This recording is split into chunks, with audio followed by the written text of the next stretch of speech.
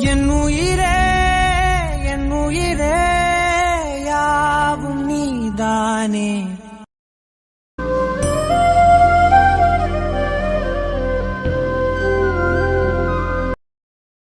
ஃபாத்தி, மடி ஃபாத்தி. அக்கா. என்ன ஃபாத்தி, கூப்பிடுறது கூட காதுல விழுக்காம அப்படி என்ன யோசிச்சுட்டு இருக்க? ஒன்றும் இல்லைங்கக்கா. சொல்லுங்க, உங்களுக்கு என்ன வேணும்? எனக்கு ஒன்றும் வேண்டாம்மா, நான் கொஞ்சம் வெளியே கிளம்புறேன், அதான் உங்ககிட்ட சொல்லிட்டு போலான்னு வந்தேன். சரிக்கா, போயிட்டு வாங்க. நான் போறது இருக்கட்டும், நீ என்ன ஃபாத்தி உனக்கு சொன்னாலே புரியாதா? எப்பவும் போல இருன்னு உங்ககிட்ட எத்தனை முறை சொல்லியிருக்கேன். எப்போ பார்த்தாலும் இப்படி கிச்சன்ல பெட்ரூம்லன்னு எங்கேயாவது ஒரு மூலையில உட்காந்து வருத்தப்பட்டுக்கிட்டே இருக்க.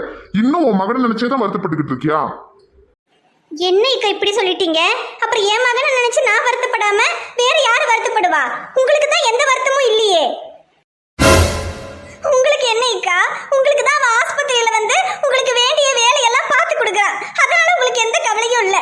ஆனா எனக்கு அப்படி இருக்க முடியாதுக்கா. என் மகன் சாப்பிட்டானா தூங்குனானா எவ்வளவு கஷ்டப்படுறான் அதையெல்லாம் நினைச்சு எனக்கு இங்க ஒரு போட்டு தண்ணி கூட குடிக்க முடியல. ஃபாத்தி, நான் என்ன அவன் இந்த வீட்டுக்கு வர வேண்டாம் சொல்றேன்? நான் சொல்றதை கேட்டு அந்த பிள்ளைய கொண்டு போய் எங்கேயாவது விட்டுட்டு இங்க வர்றதுன்னா வாழ்ந்தானே சொல்றேன். அவன் தான் என்னமோ வீரப்பா என் பிள்ளைய நான் தான் வளர்ப்பேன்னு அங்க போய் தனியா இருந்து கஷ்டப்பட்டுக்கிட்டு இருக்கான். அதுக்கு நான் என்ன பண்ண முடியும்? அவன் தான் அவளை பிடிவாதமா இருக்கான்னு தெரியுது இல்லைக்கா. இப்ப அந்த குழந்தை இங்க வந்து இருந்தா என்ன ஆயிட போகுது? அந்த ஒரு குழந்தைய வளர்க்கறதுல அப்படி என்ன நமக்கு பெரிய கஷ்டம் வந்துட போகுது? அந்த குழந்தையோட வந்தா வந்துட்டு போட்டுமே அக்கா. எப்படியும் இனி அவனுக்கு ஒரு வாழ்க்கைய அவன் அமைச்சுக்க போறதில்ல. அந்த குழந்தைய தான் பாத்துக்க போறான். அத அவங்க தனியா இருந்து பாத்துக்கிட்டா என்ன, இல்லைங்க நம்ம வீட்லயே வந்து இருந்து பாத்துக்கிட்டா என்ன அக்கா? அங்க தனியா இருந்து கஷ்டப்படுறதை விட என் பிள்ளை ஏன் கண்ணு முன்னாடி இந்த வீட்டுல இருக்கான்னு நினைச்சாவது நான் சந்தோஷப்பட்டுக்குவேன். என்ன பார்த்து பேசிக்கிட்டு இருக்க? ஏற்கனவே அந்த பொண்ணை கல்யாணம் பண்ண விஷயத்த கூட மறைச்சு அந்த பொண்ணை கொண்டு வந்து நம்ம வீட்லயே தங்க வச்சான். அதை எல்லாம் கூட நான் மன்னிச்சேன். சரி, அதுக்கப்புறமாவது அந்த பிள்ளைய மறந்து நம்ம சொல்றபடி கேட்டு இவ உருப்படியா இருப்பான்னு நினைச்சேன். ஆனா அதுக்கப்புறம் அந்த பொண்ணை என்னன்னு தெரியல. ஆனா அவ பெற்ற பிள்ளைய தூக்கிட்டு வந்துட்டு இதுதான் என் பிள்ளை, இனிமே இந்த பிள்ளைய நான் தான் வளர்க்க போறேன்னு சொன்னா உடனே நம்மளும் அதை ஏத்துக்கணுமா? இங்க பாரு ஃபாத்தி, அந்த குழந்தை இந்த வீட்டுக்கு வர்றதுன்னா அது நான் செத்ததுக்கு அப்புறம் தான். நான் உயிரோட இருக்கிற வரைக்கும் அந்த பிள்ளைய தூக்கிட்டு இந்த வீட்டுக்கு அவன் வர்றதுக்கு நான் சம்மதிக்க மாட்டேன். என்னைக்கா நீங்க அப்ப கடைசி வரைக்கும் என் பிள்ளை தனியா தான் கஷ்டப்படணுமா? என் பிள்ளையோட என்னால இருக்கவே முடியாதா? இங்க பாரு ஃபாத்தி, நீ நினைக்கிற மாதிரி ஒரு குழந்தைய தனியா வளர்க்கறதுங்கிறது அவ்வளவு லேசப்பட்ட காரியம் இல்ல. அதுவும் ஒரு அம்மா இல்லாம ஒரு பெண் குழந்தைய ஒரு அப்பா தனியா வளர்க்கவே முடியாது. நீ வேணா பாரு, கொஞ்ச நாள்ல அவனே அந்த பிள்ளைய வளர்க்க முடியாம ஏதாவது ஆசிரமத்துல கொண்டு போய் விட்டுட்டு அப்பா நான் தப்பு பண்ணிட்டேன் நான் மன்னிச்சிருங்கன்னு என் முன்னால வந்து நிக்க தான் போறான். நீ இப்படி அவனையே நினைச்சு வருத்தப்பட்டுக்கிட்டு இருந்தா உன் உடம்புக்கு தான் ஏதாவது வரும் ஃபாத்தி. நமக்கு அவன் மட்டும் பிள்ளை கிடையாது, சாராவும் இருக்கா. இனி அவளுக்கு ஒரு கல்யாணத்தை பண்ணி அவளுக்கு ஒரு நல்ல வாழ்க்கை அமைச்சு கொடுக்கணும், அவளுக்கு நல்லது கெட்டதெல்லாம் பார்க்கணும். அதுக்காகவாவது உனக்கு உடம்புக்கு எதுவும் வராம இருக்கணும்னு நினைச்சிட்டு கொஞ்சமாவது இந்த விஷயத்தையெல்லாம் நினைச்சு வருத்தப்படாம இரு ஃபாத்தி. நான் வெளியே போயிட்டு வரேன்.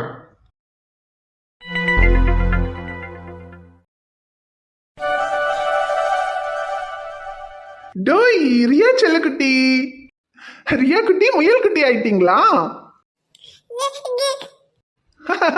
இந்த ட்ரெஸ்ல ரொம்ப கியூட்டா இருக்கடா செல்லம். ரியா குட்டி என்ன அழகு, அப்படியே உன் அம்மா மாதிரி.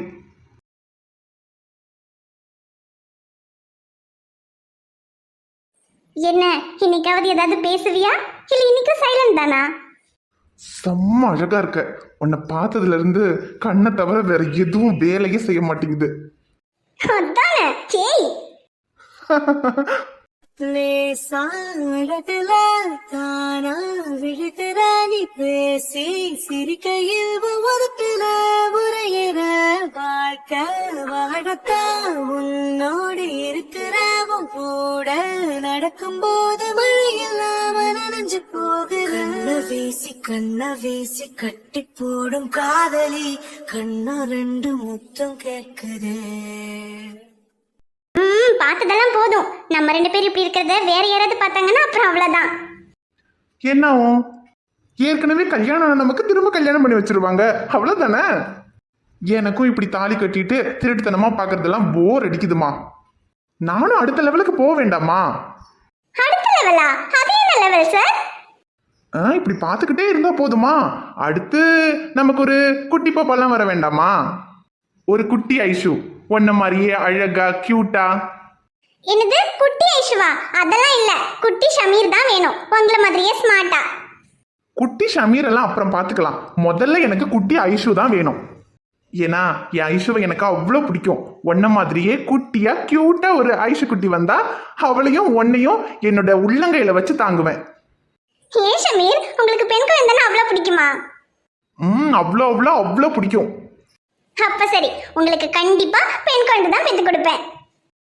சீக்கிரமா, அதுக்கு தான் வெயிட்டிங். ஆசையை பாரு, இப்பெல்லாம் இல்ல, முதல்ல வீட்டுல பிரச்சனையெல்லாம் சரியாகி நம்மள ஏத்துக்கிட்டோம், அப்புறம் தான். அதுக்கு தானே வெயிட்டிங். ஷமீர், அப்புறம் நமக்கு பெண் குழந்தை பிறந்தா பேரு நான் சொல்லவா? பாரா, இப்பதான் பெண் குழந்தை வேணும்னே கேட்டேன், அதுக்குள்ள பேரெல்லாம் மேடம் செலக்ட் பண்ணிட்டீங்களா? ஆமா, நீங்க பெண் குழந்தை வேணும்னு சொல்லும் போதே டக்குனு என் மைண்ட்ல அதான் தோணுச்சு. சரி, என்ன பேரு சொல்லு பாப்போம். ரியா, எப்படி இருக்கு? ரியா, வாவ், கியூட்டா இருக்கு. ரியான்ற பேரை எப்படி செலக்ட் பண்ண தெரியுமா? ஷமீர்ல லாஸ்ட் லெட்டர் ஆரும் ஐஸ்வர்யால லாஸ்ட் லெட்டர் யாவும் சேர்ந்து ரியா. எப்படி? ஏ ஐஷு டார்லிங், செம்ம போ. இப்படியெல்லாம் யோசிக்க உன்னால மட்டும்தாமா முடியும். பேருக்கு தான் டாக்டர், என்னால கூட இப்படியெல்லாம் யோசிக்க முடியாதுமா. ஹலோ டாக்டர் சார், நீங்க வேணா பெரிய டாக்டரா இருக்கலாம், ஆனா ஐஷு யாரு தெரியுமா? School first. ஐயோ, ஆரம்பிச்சிட்டாடா.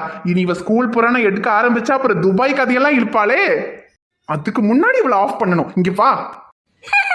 விடுங்க ஷமீர்.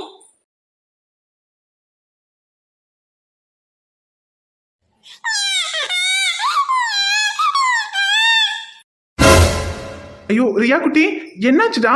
ஒன்னும் இல்ல, அழாத. என்னடா, அப்பா வருத்தமா இருக்கேன்னு நினைச்சு அழறியா? இல்லடா, அப்பா வருத்தமா இல்ல, அப்பா சந்தோஷமா தான் இருக்கேன். பாரு, என் கண்ணு அழுதா ஒரு மங்கி பேசுனங்காட்டி உன்னை பிரிக்க வைப்பேனே என் தங்க மகனே. என் முதுகின் மேல ஒரு அணைக்குட்டிய போல உன்னை தூக்கிக்கிட்டு நான் வண்டூரு போவேனே.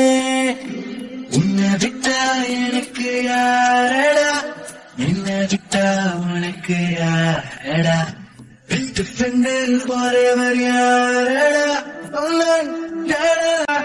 காலேஜுக்கு டுட்டத்து லீவு போட்டு வரட்டா, ஸ்டார்ஷிப்ல மாசுக்கு டிக்கெட் ஒண்ணு போடட்டா, ஸ்பைடர் மேன வீட்டுக்கு லஞ்சுக்கு கூட்டி யாரட்டா, அம்மா முருவா சாப்பிட்டுட்டு அழகோலண்டா. ச்சே, என்னடா அரவிந்த் இப்படி பண்ணிட்டியடா. முன்னாடியாவது அவ ஃப்ரெண்டாவது பேசிக்கிட்டு இருந்தா. தேவையில்லாம லவ்வ சொல்றேன்னு சொல்லி இப்ப பேசுறது கூட இல்லாம ஆயிடுச்சு. பேசாட்டி கூட பரவாயில்ல, தினமும் அவளை பார்த்துட்டாவது இருந்தோம். ஆனா இப்போ அவ வெளியவும் வர மாட்டேங்கிறா, இன்னைக்கு ஹாஸ்பிட்டலுக்கு கூட போல. இப்ப எப்படி அவளை பாக்குறது? புலம்புடா புலம்பு, நல்லா புலம்பு. உனக்கு இதுவும் வேணும், இதுக்கு மேலையும் வேணும். ஒழுங்கா போனை கொடுக்க அவ வீட்டுக்கு போனா மூடிட்டு போனை கொடுத்துட்டு வரணுமா இல்லையா? தலைவலின்னு தூங்கிட்டு இருந்தவள தோல்ல சாச்சு வச்சு உனக்கு யாராவது டூயட் பட சொன்னாங்களா? இதுல வேற நீ முடிவு சொல்றதுக்கு எத்தனை வருஷம் ஆனாலும் பரவாயில்ல, யோசிச்சு சொல்லு, நான் வெயிட் பண்றேன்னு வீரவசனம் வேற. அவளோட ரியாக்ஷனை பார்த்தா ஒருவேளை அவ முடிவை சொல்றதுக்கு வருஷம் ஆக்குனாலும் ஆக்கிருவா போலயே. ஐயோ, இப்ப அவ முடிவு தெரியலன்னா கூட பரவாயில்ல, ஒரே ஒரு தடவை அவளை பார்த்துட்டா மட்டும் போதும்.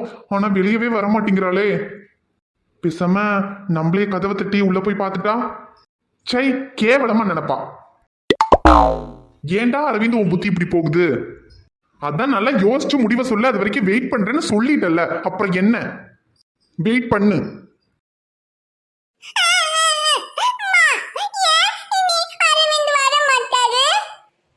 இங்க பாருதிரா, அவரு இனி வர மாட்டாரு, அவருக்கு வேற வேலை இருக்குன்னு போயிட்டாரு. இங்க பாரு, இனி உனக்கு எதுனாலும் அம்மா இருக்கேன், அம்மா தான் உனக்கு இனிமே எல்லாமே செய்வேன், எல்லாம் வாங்கி தருவேன், சரியா? இனிமே அவரை நீ கேட்கவே கூடாது, புரிஞ்சுதா?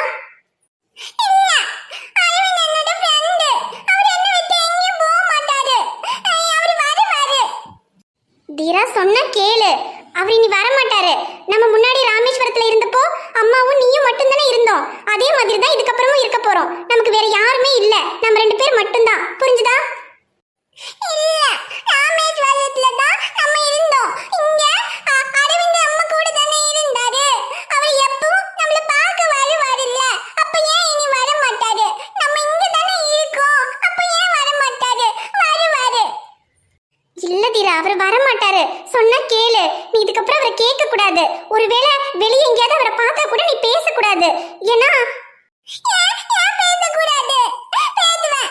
அரவிந்த் என்னோட ஃப்ரெண்ட். நான் பேசுவேன். இப்பவே எனக்கு அவர்கிட்ட பேசணும். ஃபோன் கொடுங்க, நான் ஃபோன் பண்றேன். தீரா, நான் சொல்லிக்கிட்டே இருக்கேன், உனக்கு புரியல? இங்க பாரு, இதுக்கப்புறம் அவர் வர மாட்டாரு. இனிமே நீயும் நானும் மட்டும்தான்.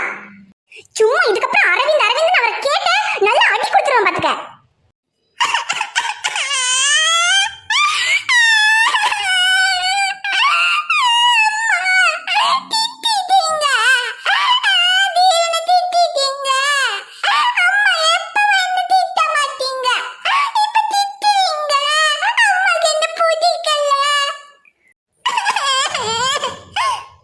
ஐயோ தீரா, அழாதடா.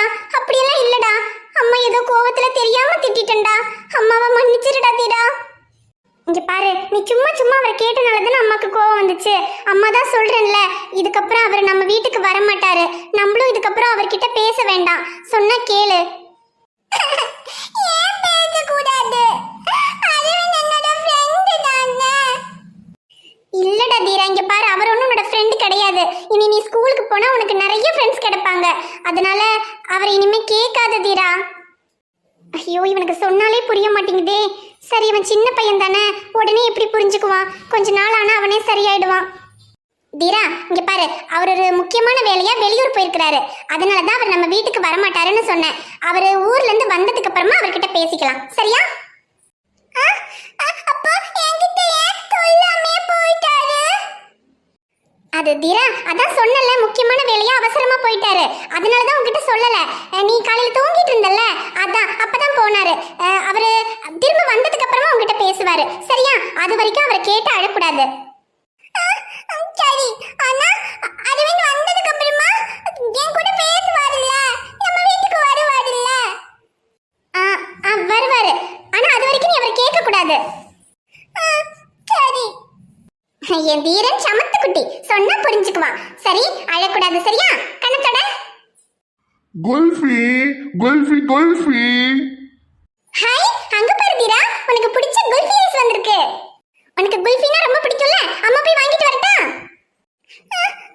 சரி சரி, நீ அழாம இரு, அம்மா போய் உனக்கு குல்ஃபி வாங்கிட்டு வரேன். மணி 10ஆவது. இதுக்கு மேல அவ வருவா? சான்ஸே இல்லை. உனக்கு கொடுத்து வச்சது அவ்வளோதான். சரி, வீட்டுக்கு கிளம்புவோமா? 10ஆக இன்னும் 2 நிமிஷம் இருக்கு. 2 நிமிஷம் நின்று பார்ப்போம். 2 மணி நேரமா நின்றுக்கிட்டு இருக்கோம், அவ வரல. இந்த 2 நிமிஷத்துல தான் வந்துட போறாளா? சரி அரவிந்த், இந்த 2 நிமிஷத்துல மட்டும் அவ வெளியே வந்து அவளை நீ பார்த்துட்டேன்னு வச்சுக்க, உன் லவ் சக்சஸ்டா. ஐயோ கடவுளே, சீதா வந்துடணும் வந்துடணும் வந்துடணும் வந்துடணும்.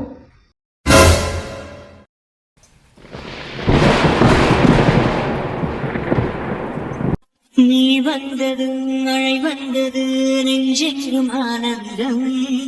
நீ பேசினால் என் சாலையில் எங்கெங்கும் பூவாசம். என் காதல் நீலா என்று வாசல் வரும் அந்த நாள் வந்துதான் என்னில் சுவாசம் வரும்.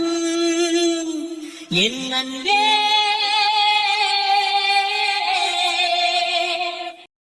ஹாய் ஃப்ரெண்ட்ஸ், எல்லாரும் எப்படி இருக்கீங்க? நிச்சயமா நலமா இருப்பீங்கன்னு நம்புறோம். இந்த வீடியோ உங்களுக்கு பிடிச்சிருந்தா மறக்காம வீடியோவுக்கு ஒரு லைக் போடுங்க. வீடியோ எப்படி இருந்துச்சுன்னு மறக்காம கமெண்ட்ல சொல்லுங்க. வீடியோவை உங்க ஃப்ரெண்ட்ஸுக்கும் ஃபேமிலிக்கும் ஷேர் பண்ணுங்க. சேனலை இன்னும் நீங்க சப்ஸ்கிரைப் பண்ணலைன்னா மறக்காம சப்ஸ்கிரைப் பண்ணிக்கங்க. இந்த கதையோட தொடர்ச்சியை நாளைக்கு பார்க்கலாம். Bye friends.